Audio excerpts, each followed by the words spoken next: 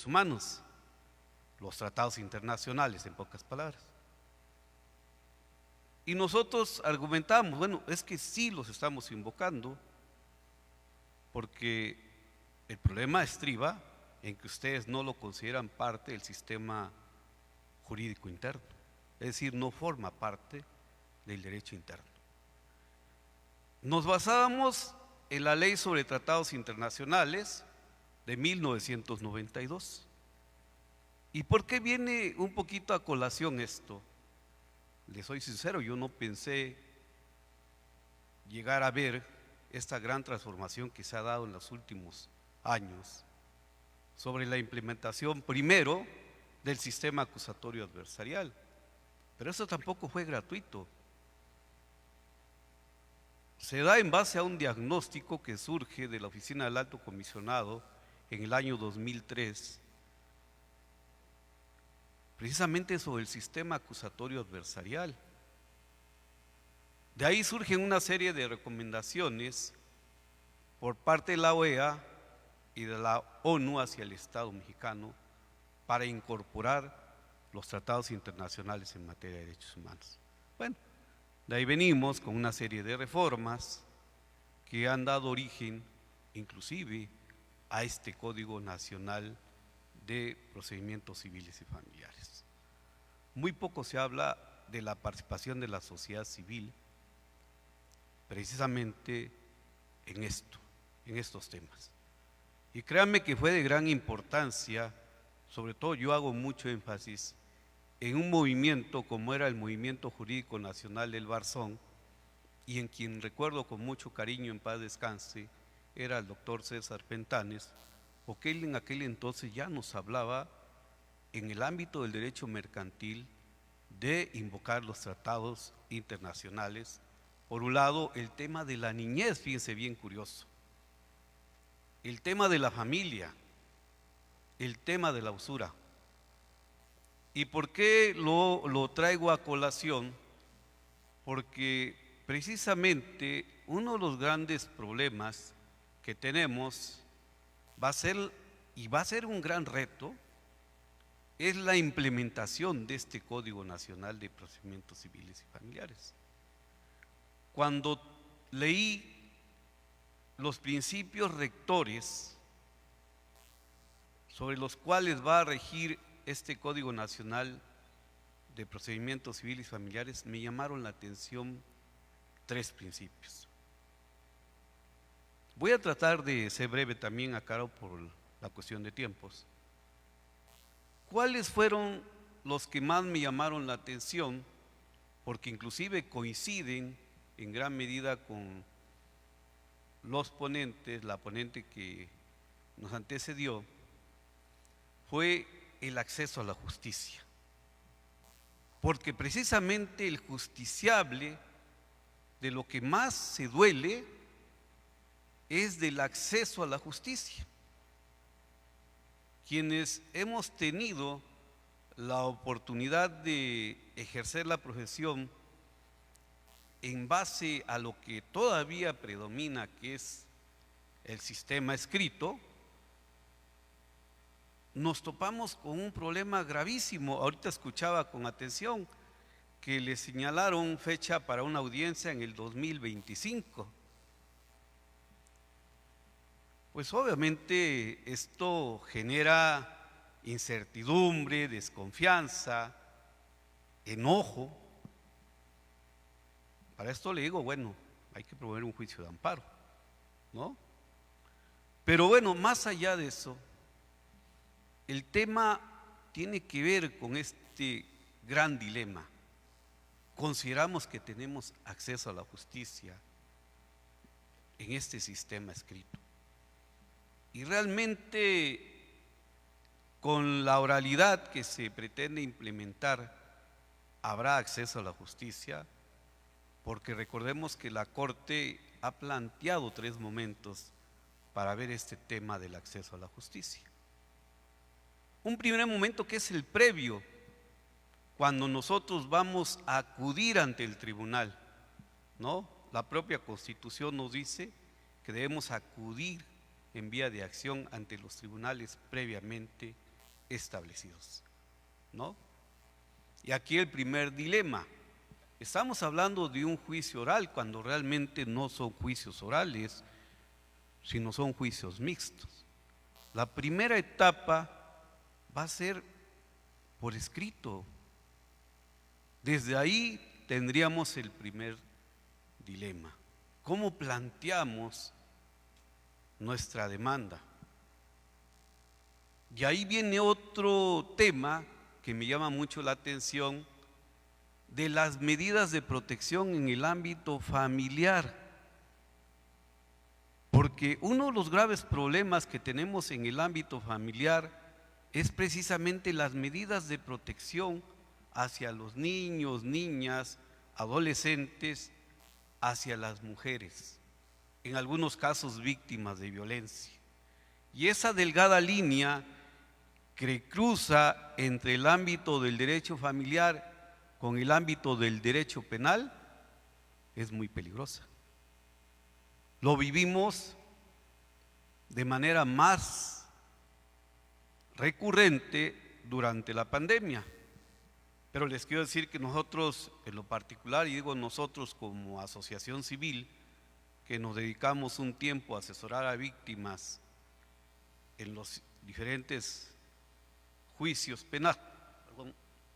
penales, nos encontramos con esa problemática, que en algunos casos ni siquiera es necesario llegar a un juicio penal.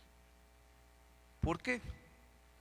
Porque también esto exige la preparación, la formación de nosotros como abogados, como abogadas, desde el momento en que planteamos nuestra demanda, desde el momento en que se contesta una demanda, pero también del órgano jurisdiccional que tendría que conocer de viva voz en ese momento, en ese primer momento, y evitar llegar a esta situación. Y lo comento ¿por qué? Porque les decía yo, hay tres momentos en los que pueden darse. El primero, si este juez o jueza tiene conocimiento de una demanda en donde visiblemente se percata que hay una vulneración de derechos, tiene la obligación constitucional de intervenir incluso hasta de manera oficiosa. El problema es en la práctica. El problema es en la práctica. Veámoslos, si nosotros preguntamos en los asuntos de carácter familiar en donde estamos llevando a cabo este tipo de cuestiones, ¿cuántos jueces intervienen de manera oficiosa viendo que hay grupos vulnerados? No lo hacen. Es más, ni siquiera le piden intervención al Ministerio Público. Y cuando interviene el Ministerio Público, únicamente lo hace para pedir copias certificadas, pero hasta ahí se queda. Ni siquiera inician carpetas de investigación. Ese es un primer momento en el sistema donde predomina la escritura. De ahí que se plantea que ahora que se va a implementar el Código Nacional de Procedimientos Civiles y Familiares, pues damos el siguiente paso. Aquí la gran pregunta es, ¿verdaderamente va a ser eficaz? O sea, ¿será eficaz? ¿Desde dónde tenemos que comenzar? Para mí, en lo personal, y lo hemos comentado con varios compañeros, es muy importante que exista un diálogo permanente entre abogados, abogadas del foro y jueces. ¿Por qué? Porque a pesar de que todos tenemos un mismo objetivo, lo platicábamos hace unos momentos, el hecho puede ser el mismo. El problema es que las visiones o la forma de percibir el hecho son diferentes, ¿no? Entonces, aquí el problema es cómo resolver ese dilema. Y uno una de las apuestas que hacemos es que busquemos ese diálogo permanente entre abogados del foro y jueces y juezas en nuestra entidad, y yo diría que en todo el país. Segundo momento, decía, bueno, durante la etapa del procedimiento ya podemos decir que, bueno, el juez en esa primera etapa donde fue escrita la demanda, la contestación, no tuvo oportunidad de conocer a las partes, pero va a llegar a una etapa de conciliación o va a llegar a una junta anticipada, le dicen. Ahí también va a tener la oportunidad de conocer de manera directa a las partes, se podrá percatar verdaderamente de la problemática, si hubo una vulneración de derechos hacia una de las partes, porque puede darse, ahí también puede actuar de manera juiciosa. Y un tercer momento, ¿cuál sería ese tercer momento? El tercer momento, que a veces es el que consideramos más complejo, es que ya llegamos a la sentencia. El problema es a veces cómo ejecutamos la sentencia. Se vuelve ineficaz tener una sentencia cuando nos topamos con grupos vulnerados, como les voy a comentar que me ha sucedido en algunos asuntos a lo largo de mi trayectoria profesional. Fíjense que hace algunos años nosotros con la diputada federal Laura Isel Castillo, y fíjense cómo va a trascender en este ámbito del derecho familiar, nos dimos a la tarea de hacer un estudio sobre la vivienda de interés social, y para esto seleccionamos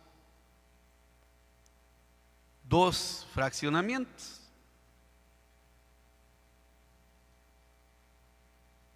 Uno fue el Rosario de San Sebastián Tutla, otro no recuerdo bien el nombre. El tema está de que cuando se hace, porque era enfocado al tema de la mujer, nos encontramos con la sorpresa que muchas de esas casas de interés social habían sido adquiridas por el hombre, pero por algunas razones él ya se había ido de la casa, en otros casos había migrado y la mujer seguía pagando la vivienda. Y ahí tiene que ver con cuestiones de género, tiene que ver con cuestiones económicas. Aquí el tema es, cuando llegue a los juzgados, ¿qué va a suceder con esa vivienda? Porque el titular de la vivienda, curiosamente, es el hombre. En algunos de los casos puso que era soltero, ¿no? Y ojo, porque esto tiene que ver con otro principio, que es el juzgar con perspectiva de género. ¿Cómo va a resolver? O cómo nosotros, escuchando al doctor Ricardo, vamos a plantear en este lenguaje, cómo vamos a comunicar y cuál va a ser el referente, si no mal entendí, de este asunto que se va a plantear, porque precisamente hacia allá tenemos que llegar todos y cada uno de nosotros. De ahí la importancia de empezar a compartir estos elementos, porque se van a venir dando de manera paulatina, ¿no? Tenemos que estar preparados para los retos que vamos a enfrentar con esta implementación. Ese es un primer tema que pongo a colación. El otro, que tiene que ver con el interés superior de los niños, niñas y adolescentes. Y regreso porque precisamente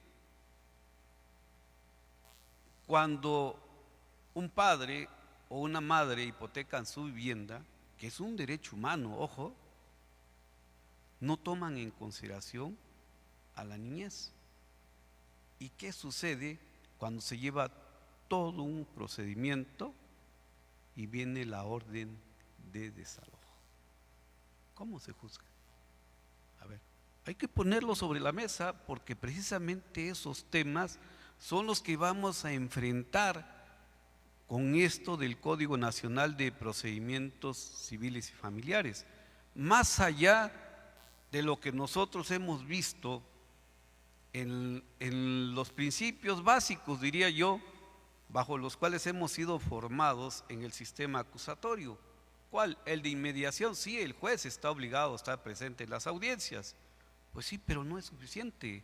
El juez también está obligado a juzgar con perspectiva de género. El juez también está obligado a velar por el interés superior de la niñez, del adolescente.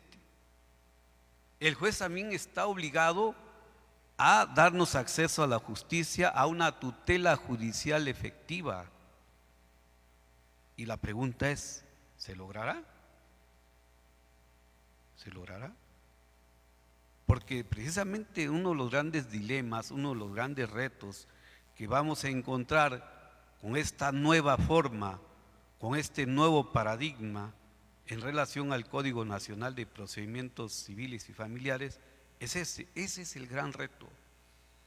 Más allá de lo que decían, tenemos una realidad que nos está comiendo, una realidad en la cual nosotros de repente pareciera que nos sustraemos. Pero si yo les pregunto a mis compañeros, compañeras que ejercen la profesión en el foro,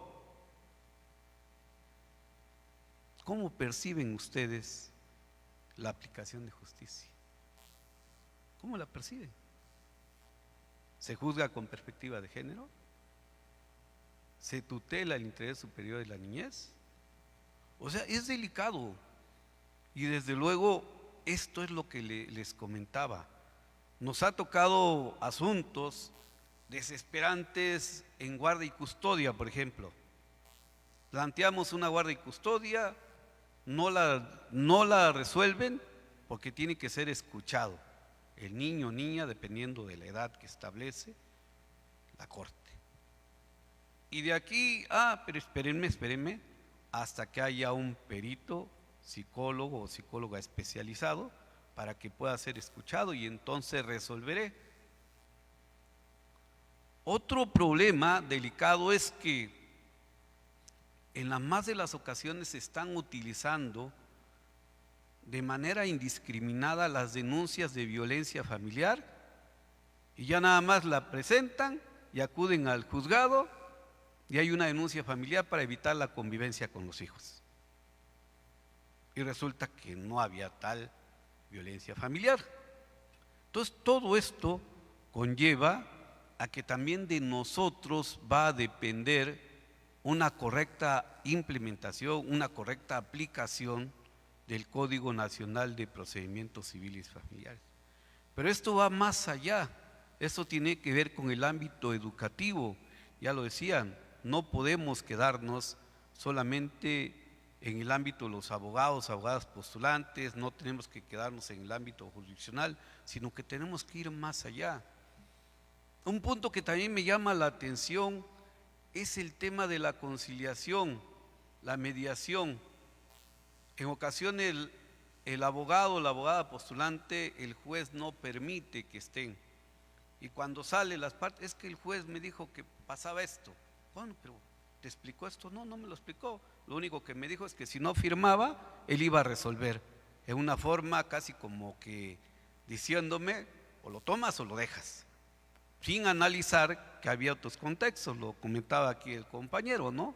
Hace unos minutos, el papá y la mamá viven en la misma casa, y bueno, la guardia y custodia se la otorga a uno y vive ahí mismo, ¿no? Entonces son los temas que yo creo que habría que analizar.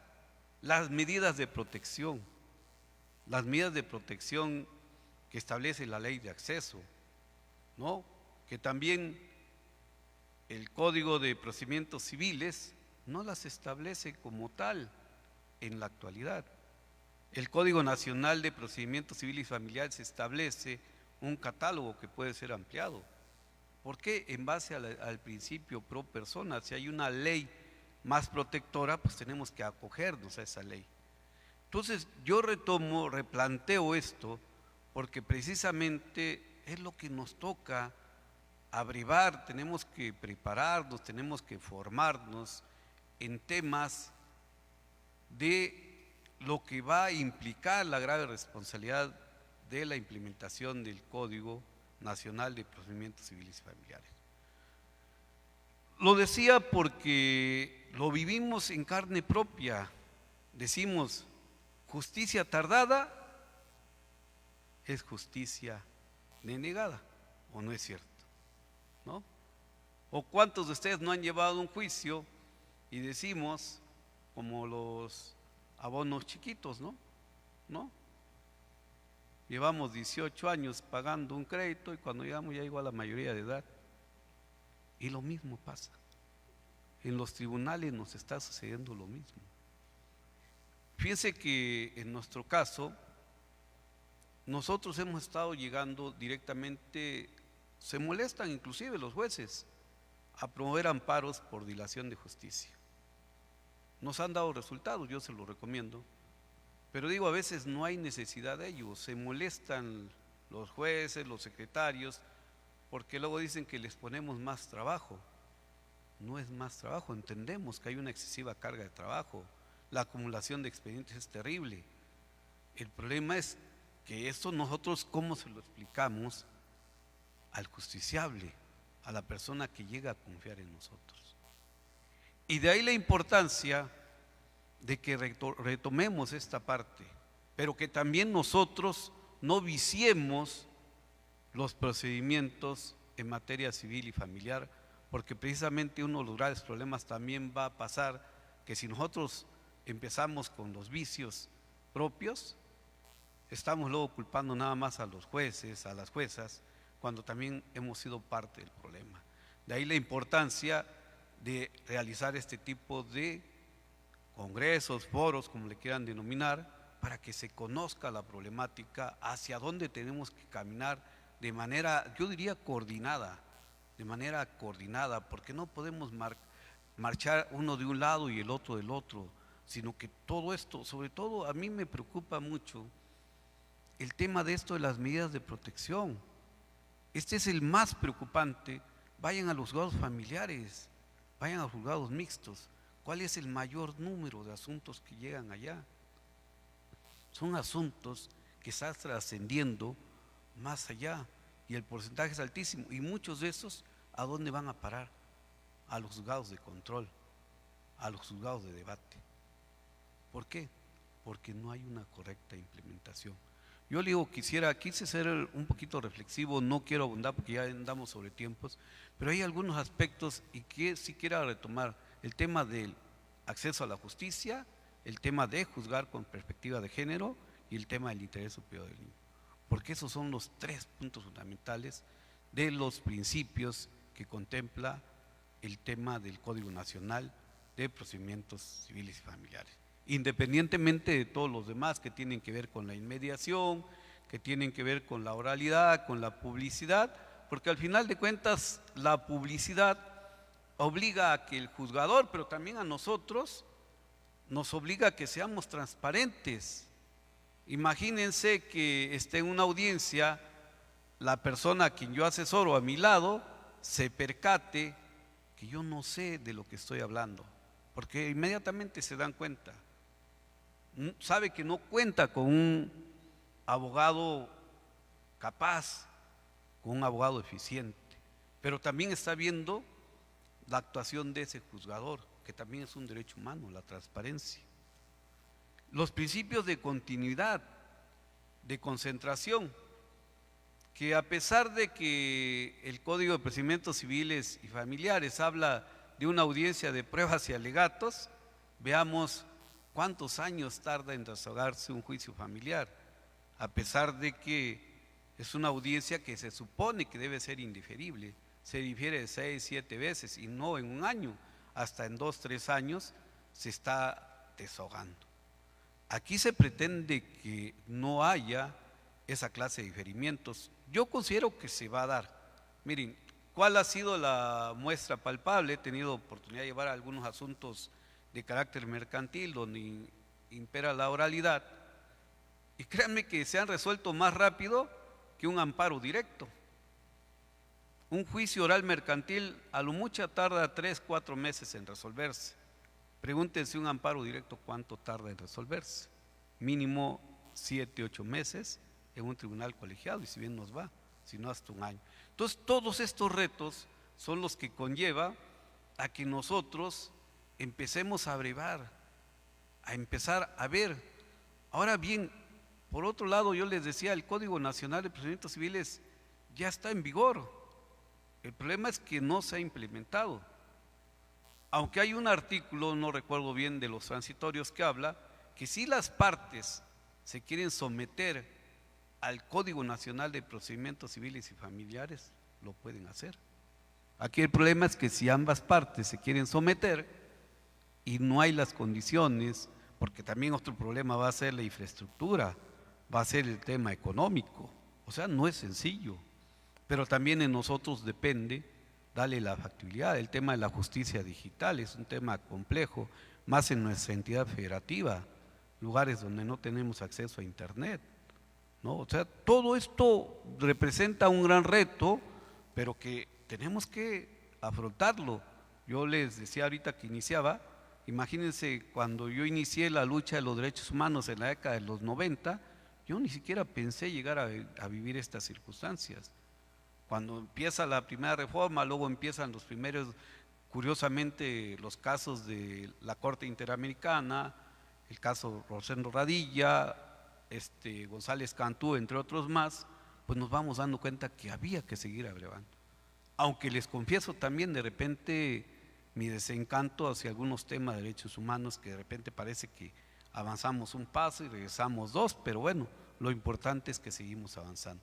Yo únicamente quisiera dejar esas reflexiones por el tiempo, pero creo que tenemos que seguir caminando, y la invitación es que sigamos haciéndolo, construyendo precisamente los cambios desde la trinchera de la academia y de la sociedad civil. Muchas gracias. Gracias, maestro, por su importante participación. A continuación se hará entrega al maestro Gustavo López Cruz un reconocimiento por su participación en este foro de parte de la diputada Lisette Arroyo Rodríguez.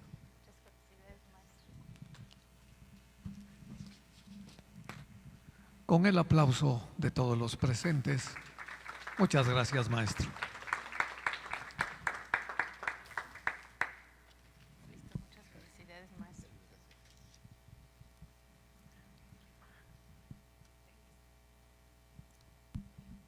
Continuando con nuestro programa, daremos inicio a la presentación de la obra El delito de violencia familiar en el sistema jurídico mexicano por el licenciado Víctor Rafael Matías Pérez.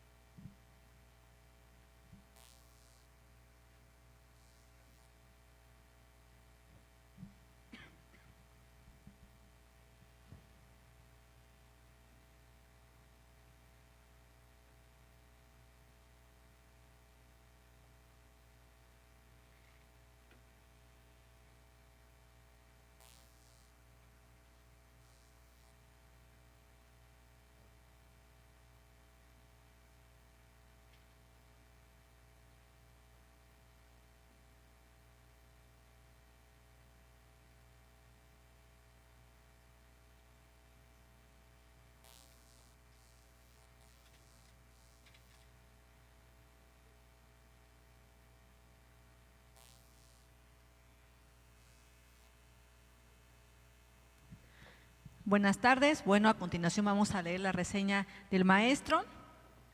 El maestro Víctor Rafael Matías Pérez imparte los módulos Generalidades de los MASC, Normatividad y Conflicto, tiene como formación académica, es licenciado en Derecho, con la tesis Mediación Penal hacia una cultura de la paz, con un enfoque restaurativo, curso básico de mediación impartido por el Centro de Justicia Alternativa del Estado de Oaxaca, taller de programación neurolingüística, curso de coaching de mediadores, curso de los derechos humanos, certificado como capacitador o instructor reconocido a nivel nacional bajo el estándar de competencia ECO 217 impartido por ISEM en el Hotel Fiesta, Oaxaca, certificado en el diseño de prácticas restaurativas por la Unidad Científica de Justicia Restaurativa.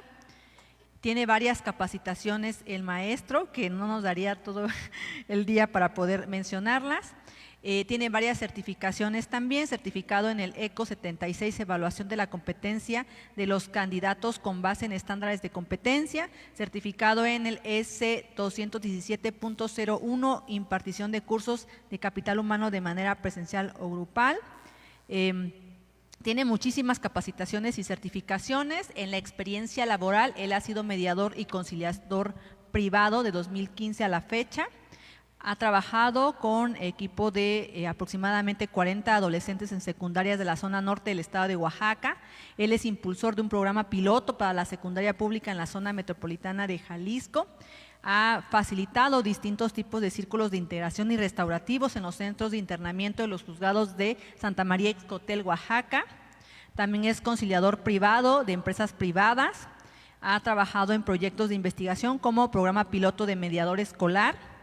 Es coordinador de áreas de derecho y resolución de controversias para el colectivo y para la Universidad Samán de Jalisco. Actualmente él redacta el libro en mediación privada que va a ser publicado por la editorial Flores, socio fundador de COMAE, Colectivos Oaxaqueños en Mediación, asesoría especializada. Es socio accionista mayoritario y director general de COMAE, Centro Evaluador de Competencias Laborales. Actualmente coordina las evaluaciones para los candidatos que deseen certificarse en los estándares laborales que comenté hace un rato y otros más. Y bueno, él es autor de la obra de violencia familiar que va a presentarse el día de hoy. Por favor, maestro, le pedimos que pueda pasar y nos pueda, por favor, comentar acerca de esta obra, de la cual es autor.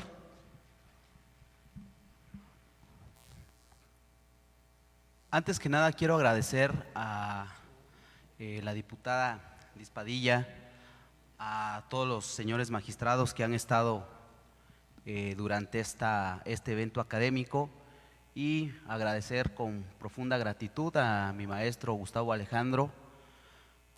Les pongo rápidamente el contexto de cómo es la formación para empezar a hablar un poco sobre esta obra que traigo a presentarles, coordinada por el juez de control Esber Benavente Chorres, destacado penalista y jurista en el ámbito internacional.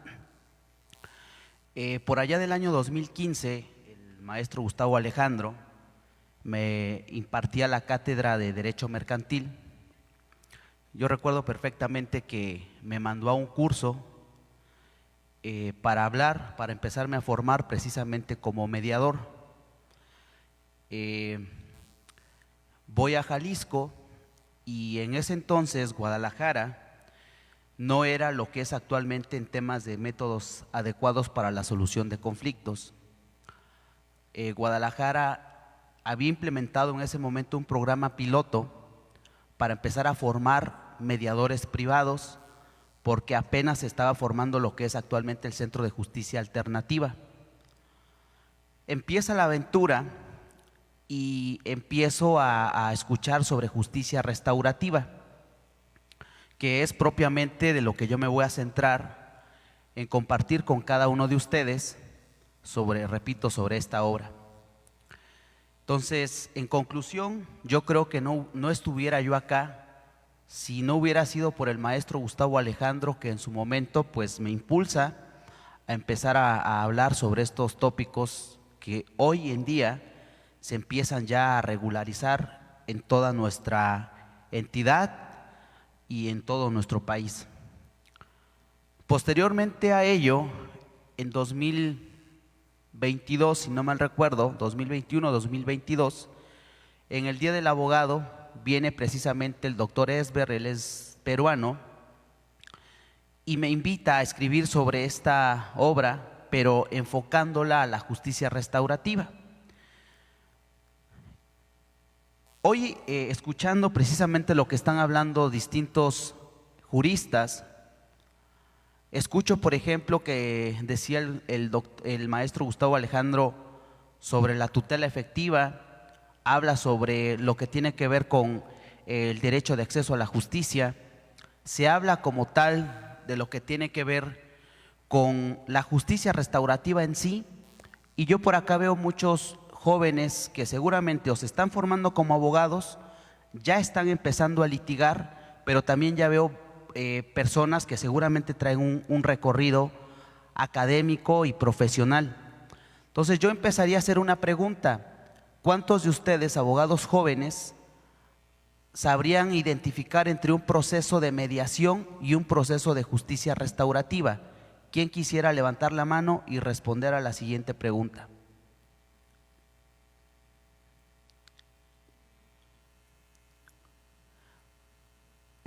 Hago la pregunta porque también precisamente ahorita el doctor Ricardo hablaba sobre la importancia que hay, y ahí les va un dato. ¿Sabían ustedes que en cuestiones de currículas académicas, por lo menos México sale con 10 años de rezago académico? 10 años de rezago académico, ¿sí? Entonces, lo que ustedes ahorita están viendo es lo que ya traemos como 10 años de rezago académico. Por ahí se habla de algunas certificaciones en competencias laborales. ¿Y qué es estar certificado en una competencia laboral? Primero tendríamos que analizar qué es una competencia, y no hablando propiamente del tema en términos jurídicos, sino una competencia es cuando tú como abogado acreditas las 3 áreas del dominio del aprendizaje, que es el saber hacer y el saber ser. Solamente de esa forma nosotros vamos a poder acreditar una competencia netamente laboral. Luego entonces tendremos que hablar de estos programas y responder a la pregunta: ¿cuál es la diferencia entre un proceso de mediación y un proceso de justicia restaurativa? ¿Alguien quiere responder? Adelante, abogado. ¿Sería mediación y junta restaurativa? ¿No? Justicia restaurativa. Considero que la diferencia entre el uso de las herramientas y de habilidades, y quizá la participación de los intervinientes, el número de los intervinientes. Ok. Adelante, abogada. Buenas tardes. Tengo entendido que mediación es, se puede decir, el convenio al que llegarían 2 personas dentro de un juicio. Por ejemplo, es justicia alternativa. Y justicia restaurativa se refiere a la compensación a las víctimas. Okay. ¿Alguien más? Por ahí vi una… Adelante, abogada.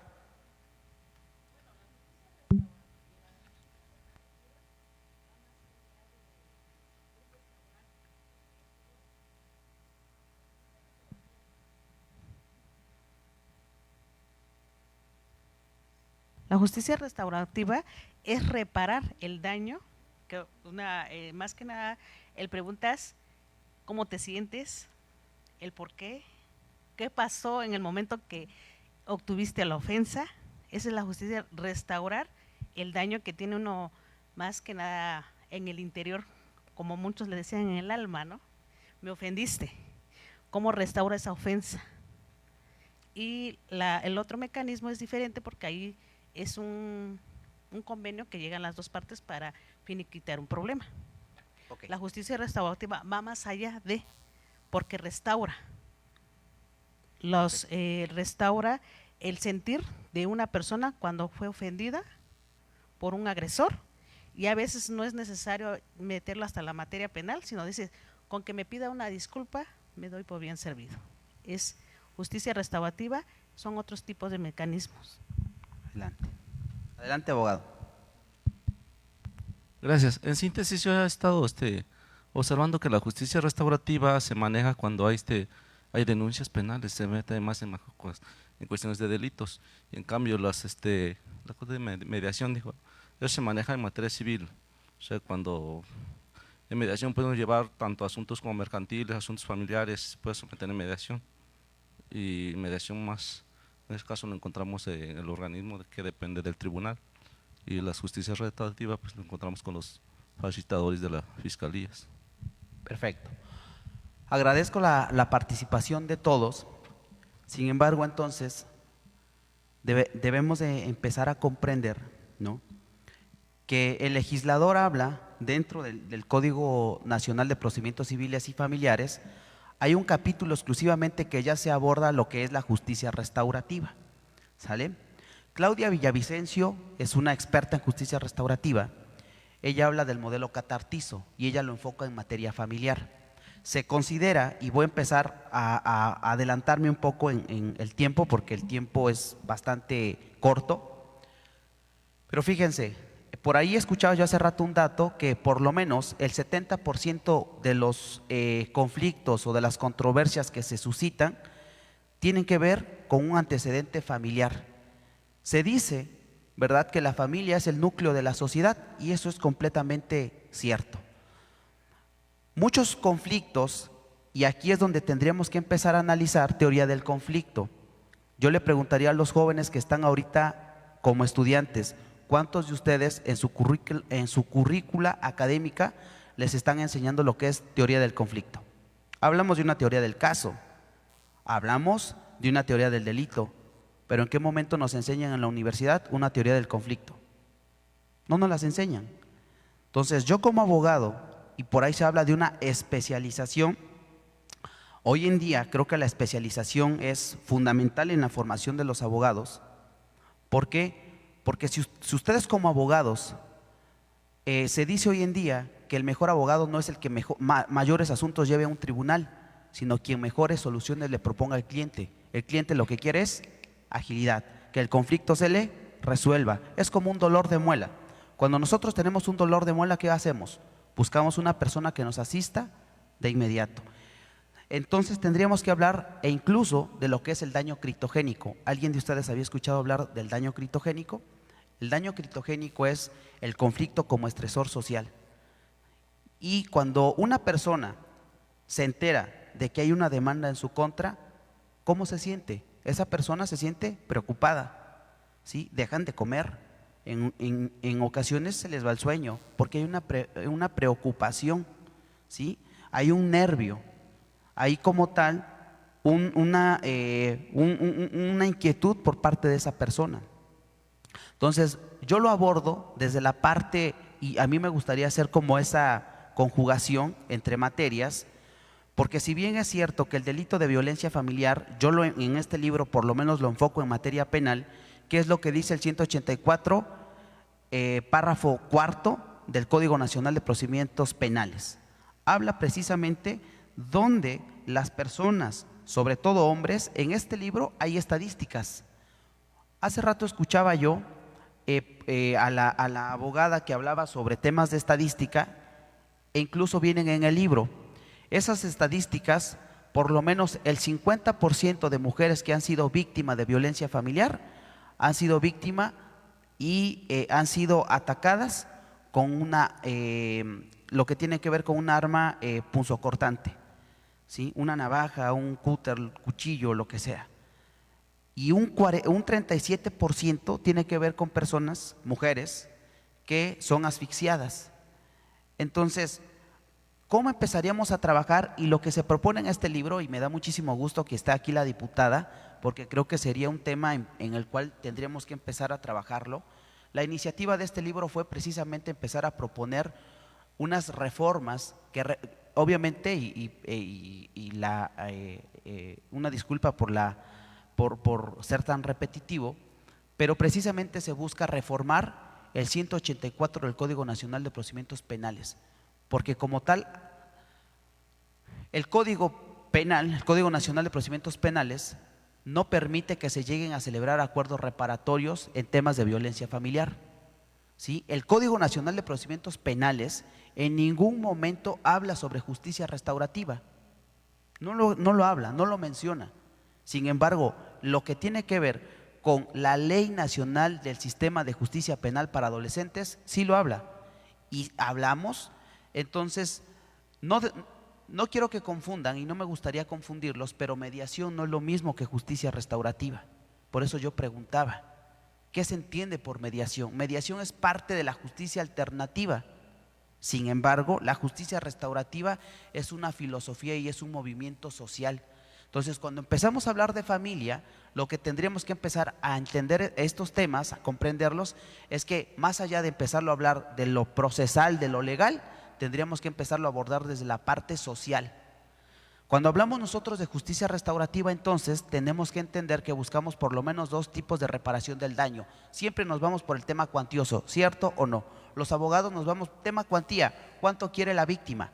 La pregunta aquí es, oye, ¿y de esa manera esa persona se siente satisfecha con haber sido reparado el daño? Por supuesto que no. Se habla también precisamente de un tema de perdón, pero el perdón no es obligatorio y hay formas diferentes de perdonar. Hay un libro muy bueno que se los recomiendo, que se llama El dolor ante la pérdida, de Robert D. Meyer. El dolor ante la pérdida precisamente habla de este tipo de expresiones. Me identifiqué mucho con lo que hablaba ahorita el doctor Ricardo, cuando él mencionaba precisamente el tema de la modulación de la voz. Nosotros como mediadores, como facilitadores del diálogo, nos tenemos que meter a estudiar todo este tipo de técnicas y de habilidades. No es lo mismo una técnica a una habilidad. La habilidad la tenemos todos, ¿sí? Y cuando estamos precisamente atendiendo estos temas, tenemos que hacer escucha asertiva. ¿Qué es la escucha asertiva? La escucha asertiva o la escucha activa es parte, ¿sí?, de escuchar, se dice, con todos los sentidos. Escuchamos con el oído, pero también escuchamos con la vista y escuchamos también con el movimiento corporal. Y hablamos entonces de lo que son los canales de percepción de la comunicación. ¿Qué se entiende por canales de percepción de la comunicación? Por lo menos son tres: el auditivo, el visual y el kinestésico, ¿sí? Y era lo que hablaba hace un momento el doctor Ricardo, la programación neurolingüística. Precisamente el Paul Watzlawick habla en su libro de Teoría de la Comunicación Humana sobre axiomas de la comunicación, y se dice que tenemos que desaprender para volver a aprender. Y como abogados, ¿qué creen? No nos enseñan a solucionar conflictos de manera extrajudicial. Negociamos. A veces se sigue confundiendo negociación con conciliación. No es lo mismo conciliar a negociar, no es lo mismo. Estamos negociando y ocupamos el método tradicional, el modelo harvariano. Pero ustedes sabían que por lo menos yo le apuesto a empezar a trabajar con temas. Se habla de un tema, por aquí el maestro Gustavo hablaba del tema de la mediación y de la conciliación. ¿Qué método tendríamos que utilizar entonces como abogados para empezar a trabajar sobre temas de mediación y de conciliación? Hablamos de un modelo transformativo, que es el que se ajusta para empezar a atender las necesidades de las familias, ¿sí?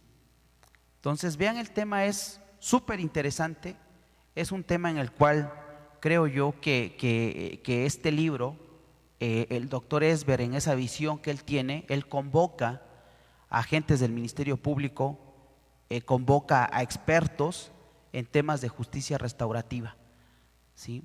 Yo en este libro trato de darles a ustedes estadísticas, análisis de casos, ¿sí?, tipo de técnicas, qué es entender la justicia restaurativa. Ahora, ¿cómo inicia la justicia restaurativa? La justicia restaurativa tampoco es la panacea del todo, porque hay delitos que sí se tienen que litigar y hay asuntos que sí tienen que ir y llegar ante los tribunales. Pero también hay asuntos, como se decía hace un momento, que si se busca la forma de solucionarlo sin la necesidad que se llegue a un juicio, ahorita se está privilegiando precisamente todos estos métodos. Materia familiar ya lo tenemos incluido, materia penal está incluido, materia laboral también. 684 apartado B de la Ley Federal en comento, que dice que las partes, antes de que lleguen a un órgano jurisdiccional, forzosamente tienen que agotar la vía conciliatoria. Ahí está. Entonces, ¿qué dice el 17 constitucional también? habla sobre esa obligación que tenemos y que los estados tienen de qué, de empezar a prever, ¿no?, estos mecanismos, que yo no comparto el término mecanismo, porque es hacer alusión a una máquina. Entonces el sistema no es perfecto, pero sí es perfectible. Entonces, en la medida que nosotros, ustedes y todo el sistema que opera el sistema de justicia, hagamos lo que nos corresponda hacer, creo que va a empezar a haber un cambio. Decía bien el doctor Ricardo hace un momento. Él mencionaba y decía que tú haz lo que a ti te toca y yo voy a hacer lo que a mí me toca, ¿sí? Y nosotros o juntos vamos a hacer lo que nos corresponda hacer a cada uno. Este libro aborda también lo que tiene que ver con conceptos de justicia restaurativa. Howard Serr, que es el pionero o considerado como el padre de la justicia restaurativa, él da algunas definiciones. ¿Qué es ser restaurativo? Por ahí escuchaba yo a la abogada hace un momento. ¿Qué es restaurar? ¿Sí? ¿Qué es restaurar? Se dice que restaurar es volver, ¿verdad?, a las cosas, a los objetos, a las personas en el estado en el que se encontraban antes. Pero a ver, espérate, una persona que ha sido víctima de una violación, ¿será que va a volver a estar en el mismo estado en el que se encontraba anteriormente? Por supuesto que no, jamás. Pero yo les recomiendo, y más que hacerlo como una presentación, yo traté de hacerlo como una charla. Les recomiendo que vayan y vean en YouTube una conferencia que se llama Cita con un asesino. No sé si alguno de ustedes ya la ha visto. Pero para que el proceso se llegue a dar, por lo menos la facilitadora, esto sucede en Estados Unidos, aquí está la rectora de la universidad. Estados Unidos, ¿verdad?, es uno de los países en esa cultura anglosajona que se tiene de preparar, de promover, de empezar a difundir esto, por lo cual nosotros como Estado mexicano tenemos que empezar a adoptar estas mejores prácticas. Australia es uno de los países que no tenía presos, ¿sí? Literalmente tuvieron que cerrar sus cárceles.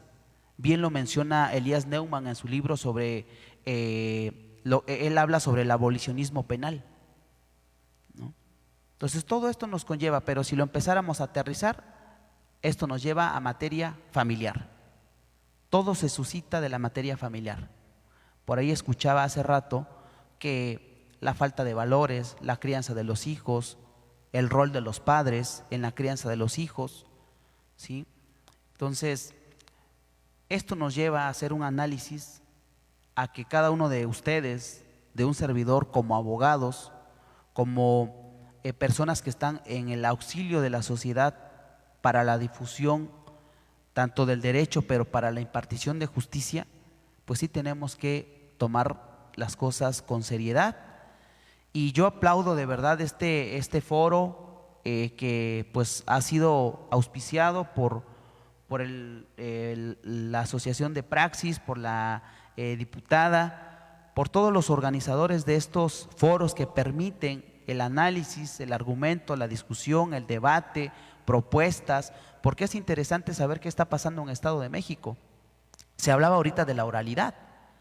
La oralidad, se los digo, tuve a bien hace unos días terminar una especialidad en juicio oral familiar, y los ponentes que nos estaban dando clases decían, por lo menos Estado de México, Ciudad de México, la oralidad no la vienen implementando desde apenas que entró en vigor el código, ya por lo menos venían 7, 8 años. Monterrey es uno de esos estados también que lo ha implementado, la oralidad.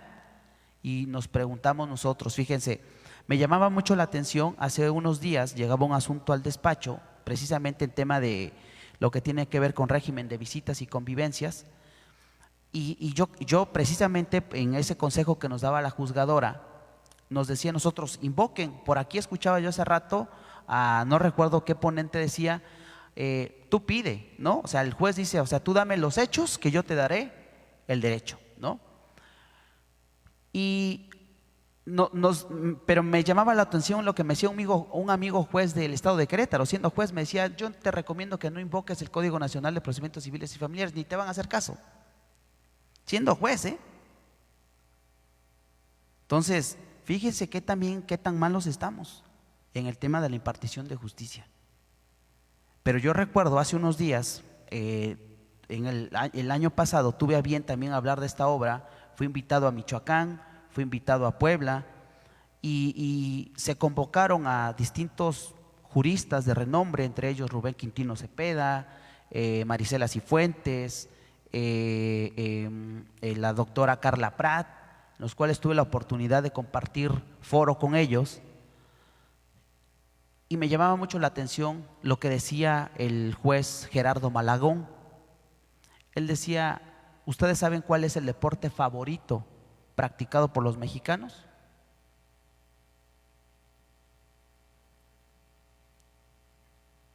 El adulterio.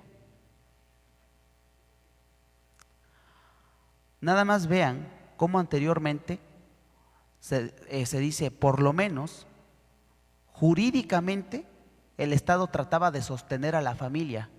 Hoy en día ya no. Hoy en día ya no quiero vivir contigo, y ¿qué va y pasa? Divorcio incausado. ¿Y la familia dónde quedó entonces? ¿Y los hijos? Por ahí decía hace rato uno de los ponentes también, el tema de las víctimas silenciosas. Quienes no son padres, quienes somos padres, sabemos lo que es tener hijos y la responsabilidad que es criar, formar, educar a un hijo, y sobre todo atender en que ese desarrollo esté pleno, sea integral, e incluso hoy en día se habla del no solamente del desarrollo físico, emocional, sino hasta espiritual de los niños, porque estamos atendiendo el principio de progresividad, hablando propiamente de derechos humanos.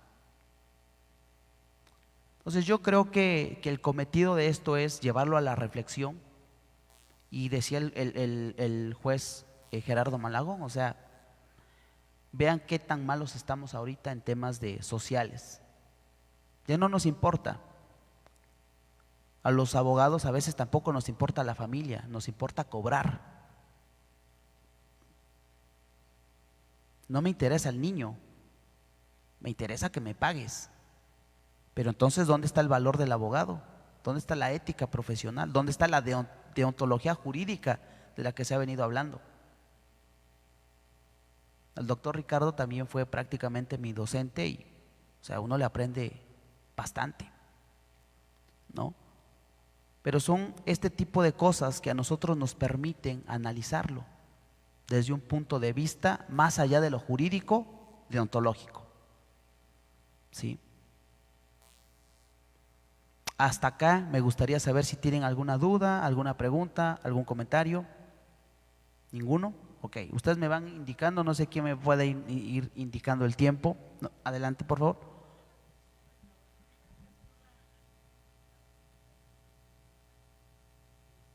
El autor del pequeño libro de la justicia restaurativa, que es el doctor, el estadounidense Howard Zinn, decía que, por ejemplo,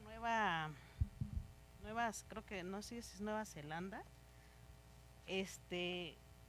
su eje principal es implementar la justicia restaurativa.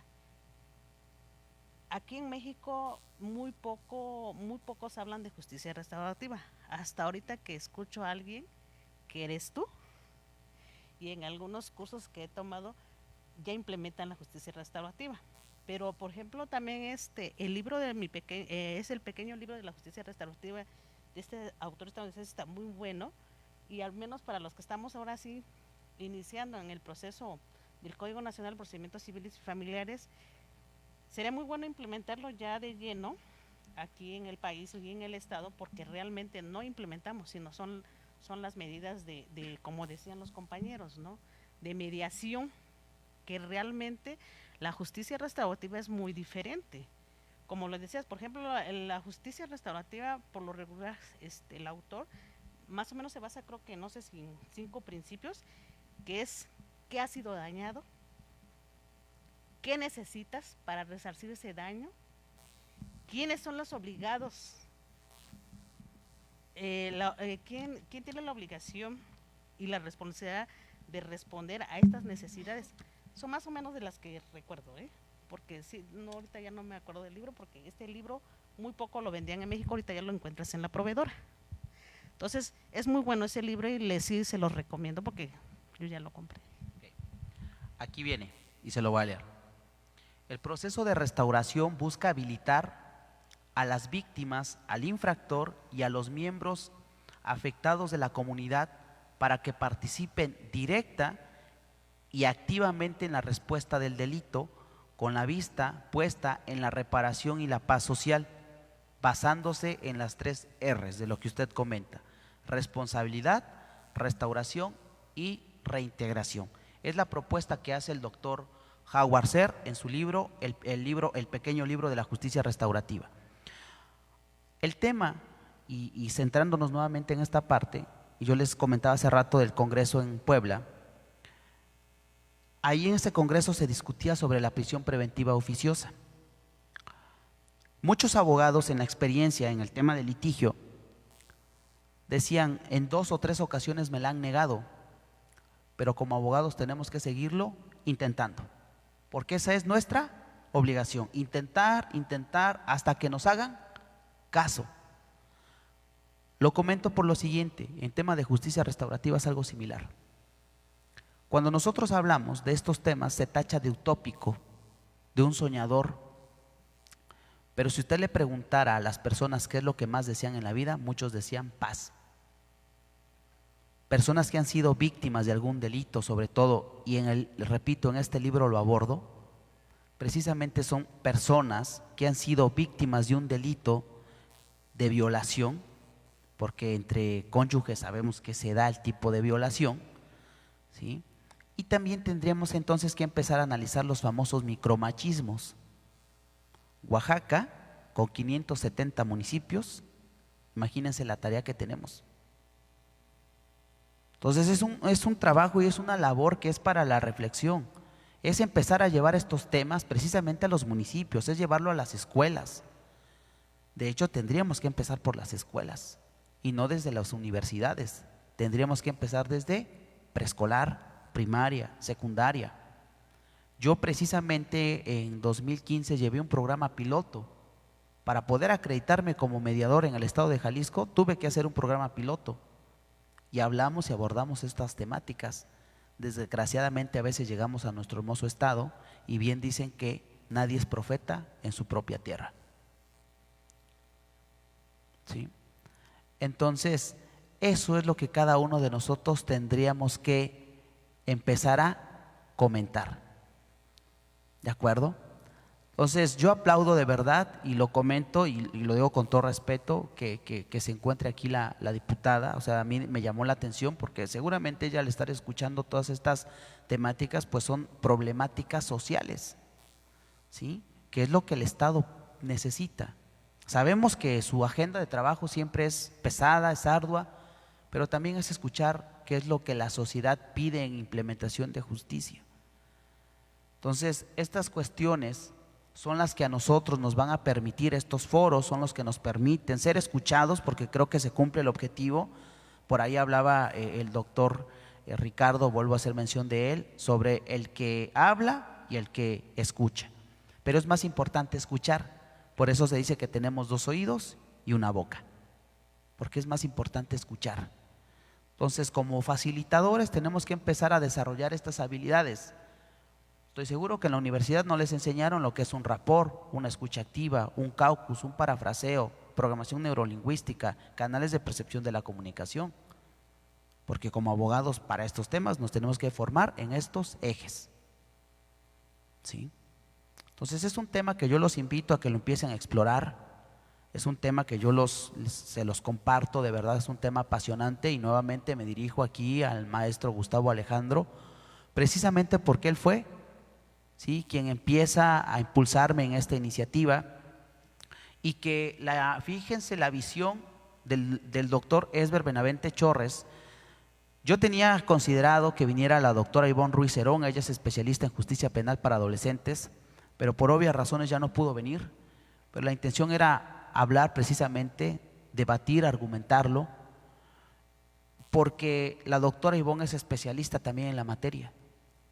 El doctor Esber Benavente Chorres precisamente él en esa visión que tiene, él dice, a ver, la pregunta es, ¿y por qué no se puede trabajar justicia restaurativa en el delito de violencia familiar? ¿Qué pasaría? Háganse ustedes la pregunta, ¿qué pasaría si se empezaran a implementar estos programas de justicia restaurativa en las familias? ¿Creen ustedes que empezaría a haber un cambio? Por supuesto, porque también el problema es de que las personas que son victimarios, que entran a la cárcel por delito de violencia familiar, ¿sí? Saliendo no quiere decir que van a cambiar, van a volver a reincidir. Entonces aquí el punto es empezarle a pegar a la necesidad real, ¿sí? Es un programa es un tema bastante complejo, por supuesto, pero yo quiero empezar a cerrar esta participación con un caso de éxito que tuvimos nosotros por allá de 2016. Les comento rápidamente. En 2016 soy invitado para empezar a trabajar dentro de la justicia restaurativa se implementan lo que son círculos restaurativos o círculos de paz. He tenido la enorme fortuna de ser capacitado por la doctora Kay Pranis, que es pionera en justicia restaurativa y en círculos de paz. He tenido la dicha de ser capacitado por Sara Kopp y Carlos Slutsky, quienes son los desarrolladores precisamente del sistema del método, del modelo circular narrativo de Sara Kopp. Y yo recuerdo perfectamente que ellos nos decían, a ver, para cada conflicto es una narrativa diferente. Cada persona vive el conflicto de manera diferente. Aunque pongas a dos personas que fueron víctimas de violación, el conflicto lo vivieron de manera diferente. La necesidad es diferente porque posible una sane con que le pidan perdón, pero la otra posiblemente diga, yo no sano con eso. Entonces empezamos nosotros a trabajar y yo recuerdo perfectamente que en una telesecundaria llevamos precisamente empezar a trabajar con círculos restaurativos. Dentro de un círculo restaurativo y la metodología se da lo que es trabajar con una pieza del habla, ¿sí? Y esa pieza del habla, el que está facilitando precisamente el círculo, se le conoce como guardián del círculo. Entonces, nosotros como guardianes del círculo estamos salvaguardando que la comunicación sea correcta, que la validación de emociones sea correcta, que se expresen las personas como se desean expresar.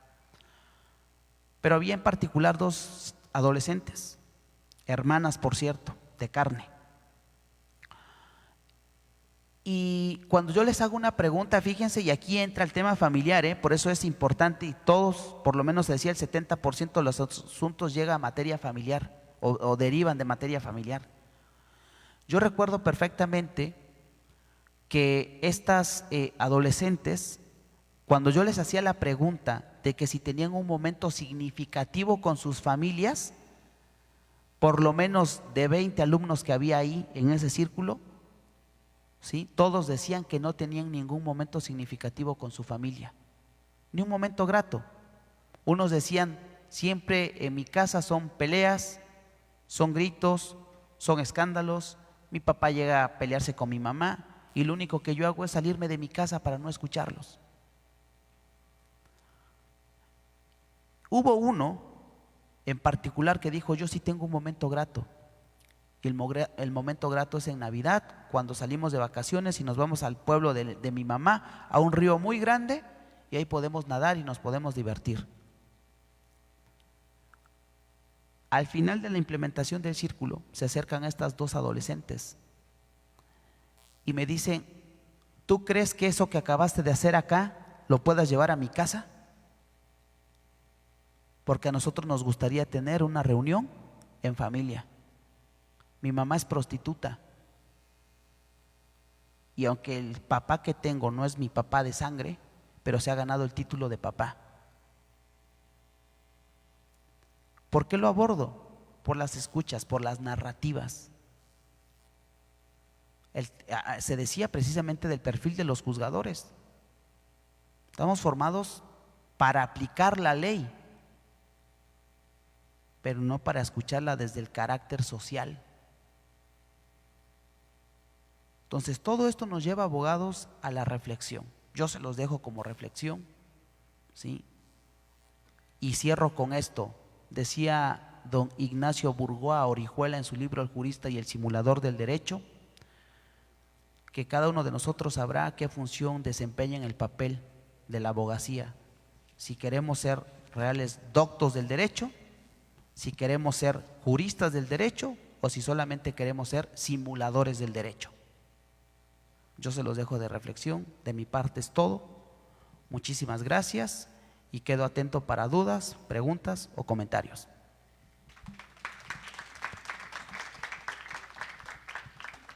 Si alguien desea tener alguna participación, hacer alguna consulta, un comentario, proporciono el micrófono al respecto. Les suplicaría mencionen su nombre y formulen la pregunta. Gracias, maestro Héctor González.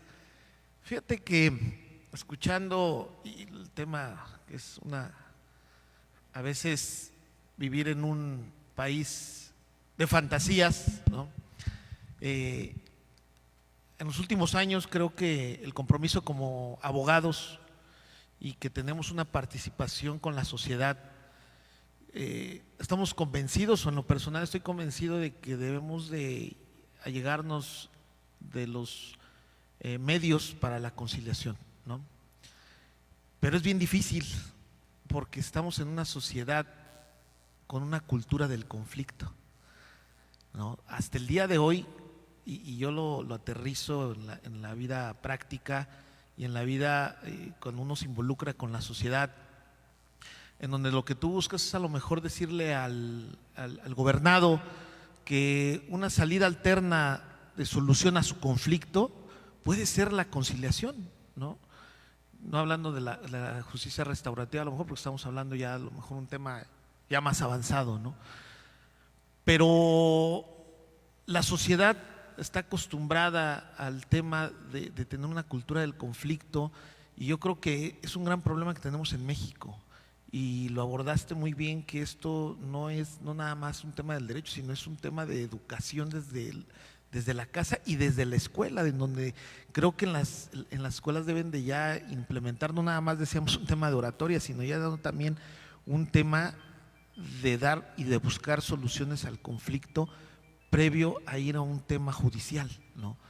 Y situación que la sociedad se resiste, ¿no? Digo, si nos ponemos a ver en los días pasados, yo veía en las noticias en donde, no me acuerdo en qué estado de la República, una persona va y le pide a su vecino, por favor, bájale a tu música. Lo recibieron, mataron a un menor de edad y quemaron vehículos por pedirle a una familia que le bajara el volumen. Ahora imagínense qué tipo de sociedad estamos teniendo cuando no hay una tolerancia, ¿no? Y en vez de buscar la paz, buscamos un conflicto, ¿no? ¿Qué hubiese pasado si estas personas conscientemente le bajan un poco al sonido y todo termina en santa paz? Pero no, vivimos en una sociedad de conflicto, y yo creo que este es un tema.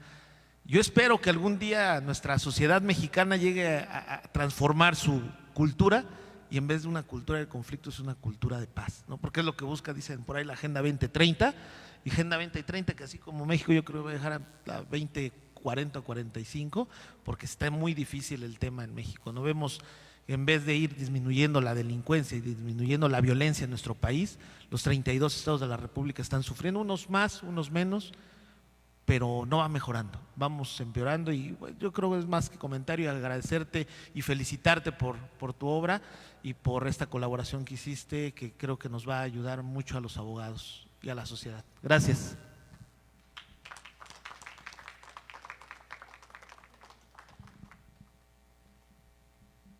Lidia García Ramírez. Es un gran reto la justicia restaurativa para nuestro estado y para el país.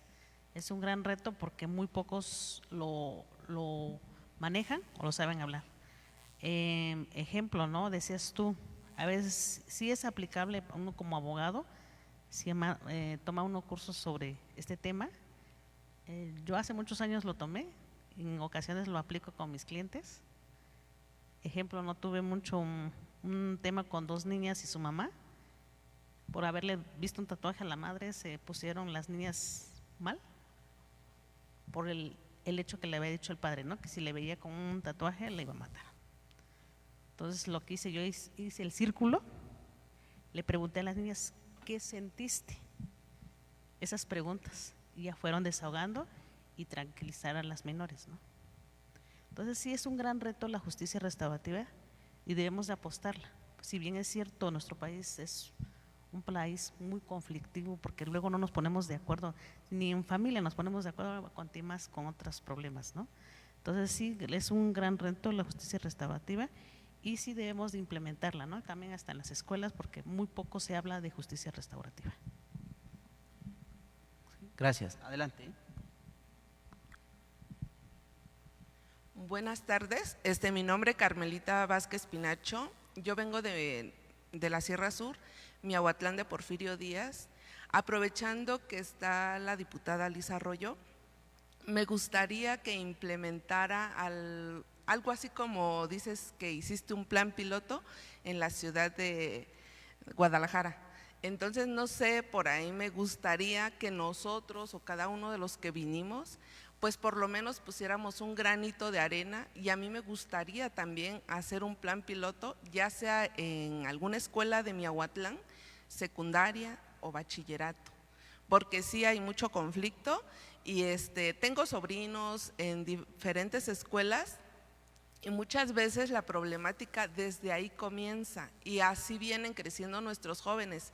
Salen fuera a estudiar y todo, pero se vienen con toda esa problemática que hay en algún municipio de nuestro estado.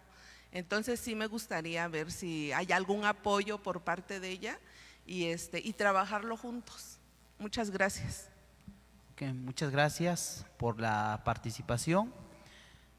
Por ahí seguramente ahorita alguien del equipo le pueda regalar alguna tarjeta para poder ponernos en contacto. Lo que yo pueda sumar, cuente con mi apoyo, de verdad se lo digo, y aquí lo hago con un compromiso público de que de mi parte sí se pudiera llevar a cabo.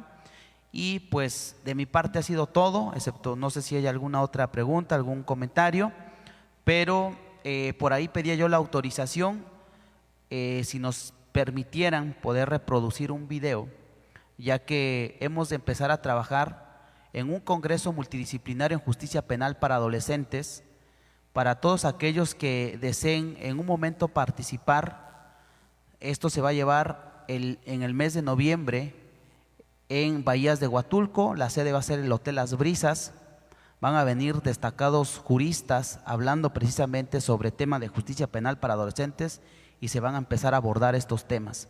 Viene la doctora Ivonne Ruiz Herón, el doctor José Daniel Hidalgo Murillo, Esber Benavente Chorres, el exfiscal Rubén Vasconcelos, la doctora Mónica Contró, entre otros especialistas en la materia que seguramente estoy convencido van a sumar a la sociedad oaxaqueña, a la comunidad jurídica. Este es un evento que hemos empezado a coordinar con anticipación para poderlo proyectar y que primeramente Dios pues se pueda lograr el resultado. Entonces no sé si nos puedan por ahí apoyar. De mi parte sería todo para que puedan ver un poquito sobre la información. 23 y 24 de noviembre.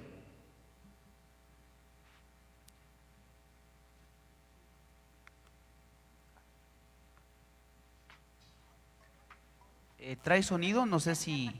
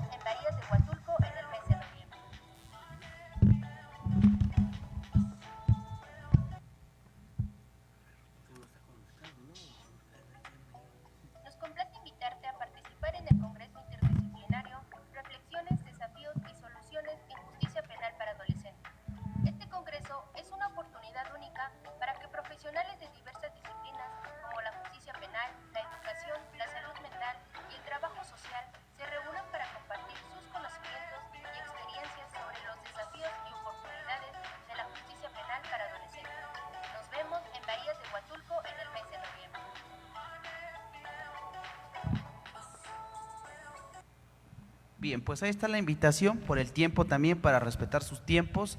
23 y 24 de noviembre es un congreso multidisciplinario. Viene el doctor Alejandro Cárdenas, él fue quien patentó la fórmula para rehidratar cuerpos cadavéricos también a raíz de las desaparecidas de Ciudad Juárez, y viene precisamente a abordar toda su parte ahí, experiencia en temas forenses. De mi parte es todo. Muchísimas gracias al doctor, al maestro Gustavo Alejandro, a la diputada Liz Padilla y a todos los aquí presentes. De verdad, muchísimas gracias. A la rectora también de la universidad, muchísimas gracias por su tiempo, por haberme escuchado. De mi parte es todo, es cuanto. Muchas gracias a usted, maestro. A continuación, la diputada Lisette Arroyo Rodríguez hará entrega de un reconocimiento al licenciado Víctor Rafael Matías Pérez.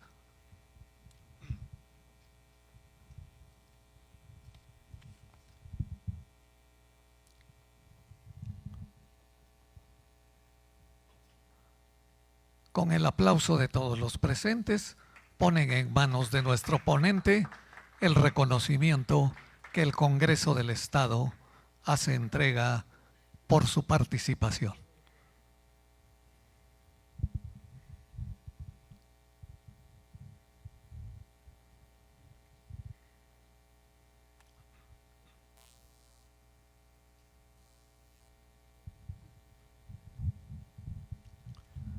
Enseguida, la maestra María Elizabeth Benítez Cristóbal, asesora legislativa de la diputada Lisette Arroyo Rodríguez, hará entrega de sendos reconocimientos a la diputada Lisette Arroyo Rodríguez, presidenta de la Comisión Permanente de Administración y Procuración de Justicia, y al maestro Gustavo Alejandro Cruz López, representante de Praxis Universitaria Asociación Civil, por la coordinación de este primer Congreso del Código Nacional de Procedimientos Civiles y Familiares.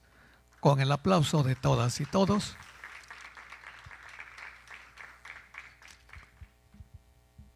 Muchísimas gracias, felicitaciones por el esfuerzo desplegado en esta ocasión. Cedemos el uso del micrófono a la licenciada Lisette Arroyo Rodríguez para que se sirva a hacer la declaración de clausura de este primer Congreso sobre el Código Nacional de Procedimientos Civiles y Familiares. Bueno, pues primeramente agradecer la presencia de todos y cada uno de ustedes. Es muy importante que pues tengamos la información de este código. Vamos a generar varias actividades en todo el estado. Vamos a hacerles la invitación, vamos a seguirlo publicando en nuestras redes sociales. Y pues a todos los que estén interesados a lo mejor en participar, yo estoy muy agradecida con el maestro Gustavo porque él fue el que pues nos dijo hay que hacer ya acciones.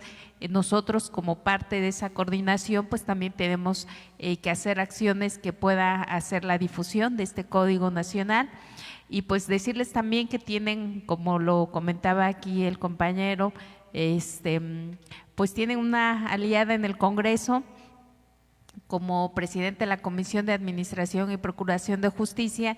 Tenemos una gran tarea, tenemos muchas acciones todavía pendientes y yo creo y estoy segura que si vamos en unidad vamos a generar acciones que beneficien a las y los oaxaqueños. Y pues agradecerles, maestro, nuevamente, rectora, un gusto, me encanta, es muy agradable la rectora, y todos los que hoy participaron, a los magistrados que ya tuvieron que retirarse, y pues siendo las, imagínense, ya se nos hizo un poco tarde, siendo las… Es así como el honorable